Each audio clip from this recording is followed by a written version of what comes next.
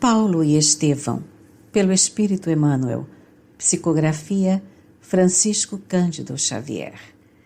Segunda parte, capítulo 10, parte 2. Dado este parecer do venerando apóstolo de Jerusalém, a Assembleia concordou com a medida aventada. Um irmão que se tornara devotado cooperador de Paulo em Roma foi mandado à Espanha com urgência. Esse emissário era Crescêncio, que saiu de Hóstia com enorme ansiedade, levando a missiva de Simão. O apóstolo dos gentios, depois de muito peregrinar, demorava-se em Tortosa, onde conseguira reunir grande número de colaboradores devotados a Jesus. Suas atividades apostólicas continuavam ativas, conquanto atenuadas em virtude do cansaço físico.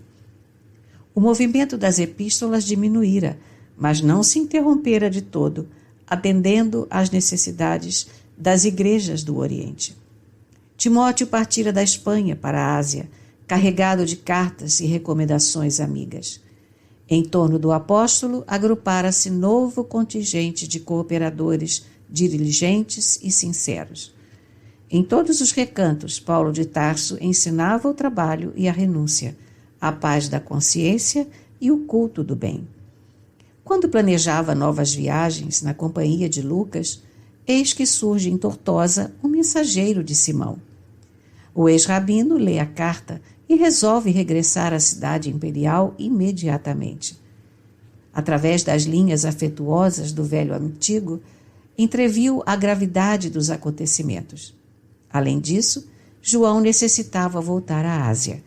Não ignorava a influência benéfica que ele exercia em Jerusalém. Em Éfeso, onde a igreja se compunha de elementos judaicos e gentios, o filho de Zebedeu fora sempre um vulto nobre e exemplar, indene de espírito sectarista. Paulo de Tarso passou em revista as necessidades do serviço evangélico entre as comunidades orientais e concluiu pela urgência do regresso de João, deliberando intervir no assunto sem perda de tempo. Como de outras vezes, nada valeram as considerações dos amigos no tocante ao problema de sua saúde. O homem enérgico e decidido, apesar dos cabelos brancos, mantinha o mesmo ânimo resoluto, elevado e firme que o caracterizara na mocidade distante. Favorecido pela grande movimentação de barcos, nos princípios de maio de 64, não lhe foi difícil retornar ao porto de Hóstia, junto dos companheiros. Simão Pedro recebeu-o enternecido. Em poucas horas, o convertido de Damasco conhecia a situação intolerável criada em Roma pela ação delituosa de Tigelino. João continuava encarcerado, apesar dos recursos levados aos tribunais. O antigo pescador de Cafarnaum, em significativas confidências, revelava ao companheiro que o coração lhe pressagiava novas dores e testemunhos cruciantes. Um sonho profético anunciava-lhe perseguições e provas ásperas. Numa das últimas noites, contemplara um quadro singular em que uma cruz de proporções gigantescas parecia envolver com sua sombra toda a família dos discípulos do Senhor. Paulo de Tarso ouviu-o com interesse, manifestando-se de inteiro acordo com os seus pressentimentos. Apesar dos horizontes carregados, deliberaram uma ação conjunta para libertar o filho de Zebedeu. Corria o mês de junho. O ex-rabino desdobrou-se em atividades intensas, procurou Acácio Domício, solicitando a sua intervenção e valimento. Mais ainda, considerando que as providências morosas poderiam redundar num fracasso, auxiliado por amigos eminentes, procurou avistar-se com numerosos áulicos da corte imperial, chegando à presença de Popeia Sabina, a fim de rogar seus bons ofícios no caso do filho de Zebedeu. A célebre favorita ouviu-lhe a confidência com enorme surpresa. Aquelas revelações de uma vida eterna, aquela concepção da divindade assustavam-na. Embora inimiga declarada dos cristãos, Dada a simpatia que mantinha pelo judaísmo, Popéia impressionou-se com a figura ascética do apóstolo e com os argumentos de reforço ao seu pedido. Sem ocultar sua admiração, prometeu atendê-lo, apontando desde logo as providências imediatas. Paulo retirou-se esperançoso da absolvição do companheiro, porque Sabina prometera libertá-lo dentro de 3 dias. Voltando à comunidade, deu ciência aos irmãos da entrevista que tivera com a favorita de Nero, mas, terminada a exposição, notou algo surpreso, que alguns companheiros reprovavam a sua iniciativa. Pediu então que o esclarecessem e justificassem quaisquer dúvidas. Surgiram fracas considerações que ele acolheu com a sua inesgotável serenidade. Alegava-se que não era louvável dirigir-se a uma cortesã dissoluta para impetrar um favor.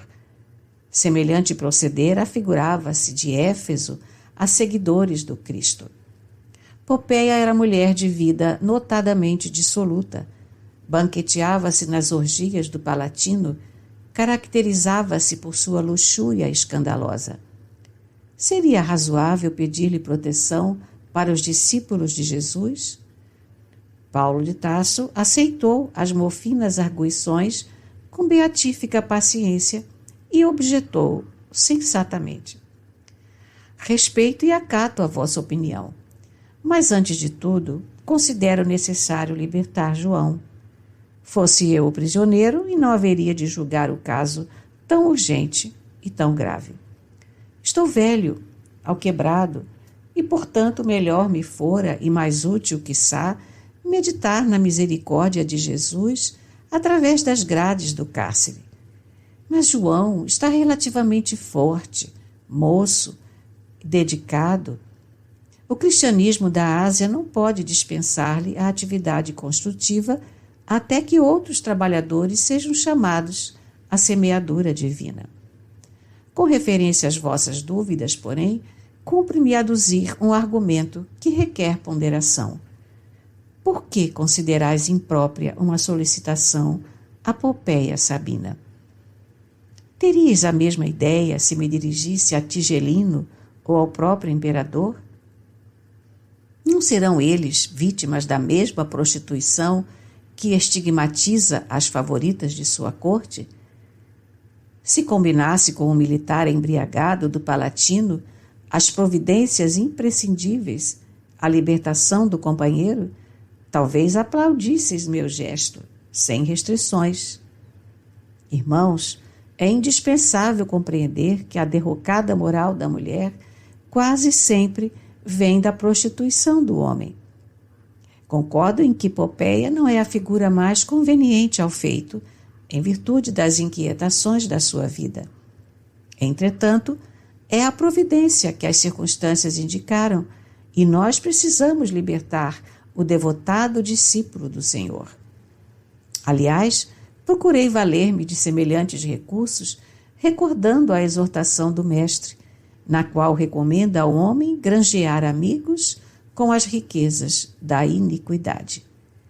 Considero que quaisquer relações com o Palatino constituem expressões da fortuna iníqua, mas suponho útil mobilizar os que se conservam mortos no pecado para algum ato de caridade e de fé, pelo qual se desliguem dos laços com o passado delituoso, auxiliados pela intercessão de amigos fiéis. A elucidação do apóstolo espalhou grande calma em todo o recinto. Em poucas palavras, Paulo de Tarso fizera ver aos companheiros transcendentes conclusões de ordem espiritual. A promessa não falhara.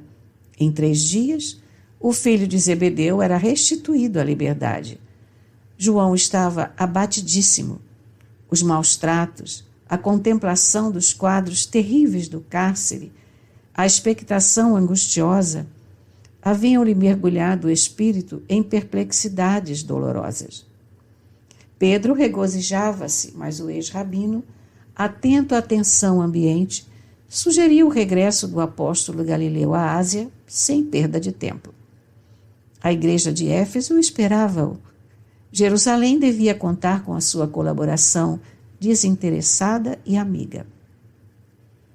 João não teve tempo para muitas considerações, porque Paulo, como que possuído de amargos pressentimentos, foi ao porto de Óstia para predispor o seu embarque, aproveitando um navio napolitano prestes a largar para Mileto. Colhido pelas providências e impossibilitado de resistir ao resoluto ex-rabino, o filho de Zebedeu embarcou em fins de junho de 64, enquanto os demais amigos permaneceriam em Roma para a boa batalha em prol do Evangelho. Quanto mais sombrios os horizontes, mais coeso se tornava o grupo dos irmãos na fé em Cristo Jesus. Multiplicavam-se as reuniões nos cemitérios distantes e abandonados. Naqueles dias de sofrimentos, as pregações pareciam mais belas. Paulo de Tarso e os cooperadores desdobravam-se em edificações espirituais, quando a cidade foi sacudida de súbito por espantoso acontecimento. Na manhã de 16 de julho de 64, irrompeu violento incêndio nas proximidades do Grande Circo, abrangendo toda a região do bairro localizado entre o Célio e o Palatino. O fogo começara em vastos armazéns repletos de material inflamável e propagara-se com rapidez assombrosa.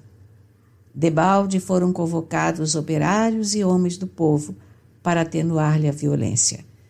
Em vão, a turba numerosa e compacta movimentou recursos para aliviar a situação.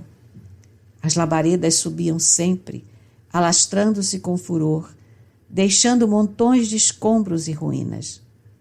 Roma inteira acudia a ver o sinistro espetáculo, já empolgada pelas suas paixões ameaçadoras e terríveis. O fogo, com prodigiosa rapidez, deu volta ao Palatino e invadiu o velabro. O primeiro dia findava-se com angustiosas perspectivas. O firmamento cobria-se de fumo espesso, iluminando-se grande parte das colinas com o clarão odioso do incêndio terrível. As elegantes construções do Aventino e do Célio pareciam árvores secas de floresta em chamas. Acentuara-se a desolação das vítimas da enorme catástrofe. Tudo ardia nas adjacências do fórum.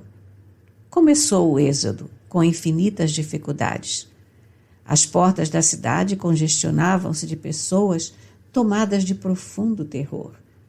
Animais espavoridos corriam ao longo das vias públicas como acossados por perseguidores invisíveis. Prédios antigos, de sólida construção, ruíam com sinistro estrondo. Todos os habitantes de Roma desejavam distanciar-se da zona comburente. Ninguém mais se atrevia a atacar a fogueira indômita. O segundo dia apresentou-se com o mesmo espetáculo inesquecível. Os populares desistiram de salvar alguma coisa. Contentavam-se em poder enterrar os mortos sem conta, encontrados nos locais de possível acesso. Dezenas de pessoas percorriam as ruas engargalhadas de horrível acento. A loucura generalizava-se entre as criaturas mais impressionáveis. Macas improvisadas conduziam feridos sem destino certo.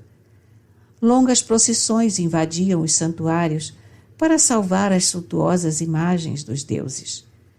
Milhares de mulheres acompanhavam a figura impassível dos numes tutelares em dolorosas súplicas, fazendo votos de penosos sacrifícios em vozes estentóricas. Homens piedosos apanhavam, no remoinho das multidões estonteadas, as crianças massacradas ou apenas feridas. Toda a zona de acesso à Via Ápia, em direção de Alba Longa, estava entupida de retirantes, apressados e desiludidos. Centenas de mães gritavam pelos filhinhos desaparecidos, e não raro tomavam-se providências, à pressa, para socorrer as que enlouqueciam. A população em peso desejava abandonar a cidade ao mesmo tempo. A situação tornara-se perigosa. A turba amotinada atacava as liteiras dos patrícios, Somente os cavaleiros desassombrados conseguiam romper a mole humana, provocando novas blasfêmias e manifestações.